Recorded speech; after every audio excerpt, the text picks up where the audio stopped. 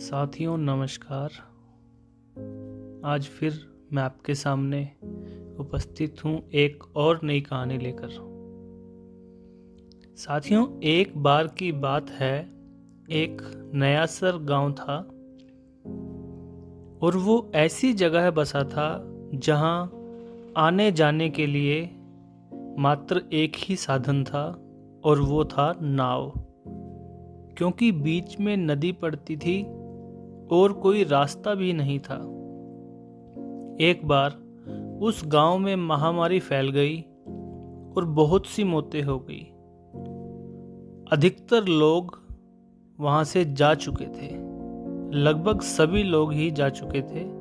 अब कुछ गिने चुने लोग ही बचे थे और वो नाविक गांव में बोलकर आ गया कि मैं ये आखिरी बार आया हूँ, इसके बाद नहीं आऊँगा। जिसको भी चलना है वो साथ आ जाए।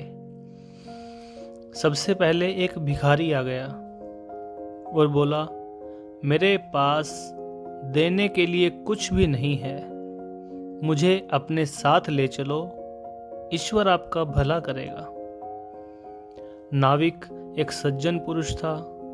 उसने कहा कि यहीं रुको, यदि जगह बचेगी तो तुम्हें जरूर ले जाऊंगा। धीरे धीरे उसकी पूरी नाव भर गई, सिर्फ एक ही जगह बची। नाविक भिखारी को बोलने ही वाला था कि एक आवाज आई, रुको, मैं भी आ रहा हूं। यह आवाज जमींदार मोती सिंह की थी, जिसका धन दौलत से लोभ और मोह देखकर उसका परिवार भी उसे छोड़कर जा चुका था। वो अकेला ही बचा था। अब नाविक के दिमाग में एक संशय, यह सवाल उठ गया कि इन दोनों में से लेकर किसे जाए। जमींदार ने नाविक से कहा, मेरे पास अखुट धन है, सोना चांदी है, मैं तुम्हें सब दे दूंगा। और भिखारी ने हाथ जोड़कर कहा कि भगवान के लिए मुझे ले चलो। नाविक समझ नहीं पा रहा था कि क्या करूं, तो उसने फैसला नाव में बैठे सभी लोगों पर छोड़ दिया और वो सब आपस में चर्चा करने लगे। इधर जमींदार सबको अपने धन का प्रलोभन देता रहा और उसने उस भिखारी को बोला, ये सब कुछ तू ले ले, मैं तेरे हाथ पैर जोड़ता हूं, मुझे जाने दे।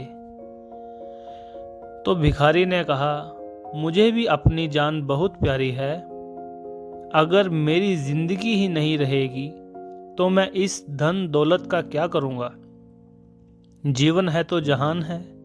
तो सभी ने मिलकर ये फैसला किया कि ये जमींदार ने आज तक हमसे सिर्फ लूटा ही लूटा है, ब्याज पर ब्याज लगाकर हमारी जमीन अपने नाम कर ली और माना कि ये भिखारी हमसे हमेशा मांगता रहा, पर उसके बदले में इसने हमें खूब दुआएं भी दी और इस तरह भिखारी को साथ में ले लिया गया।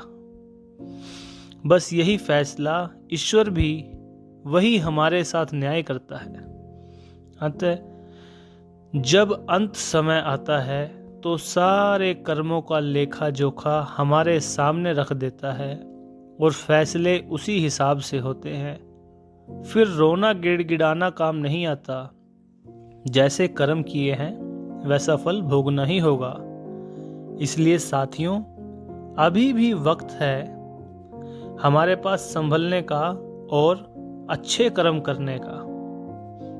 जब वो समय आ जाएगा तो बाद में कुछ नहीं होगा। और इसीलिए ही शायद वो कहावत बनी है कि अब पछताए होत क्या, जब चिड़िया चुग गई खेत।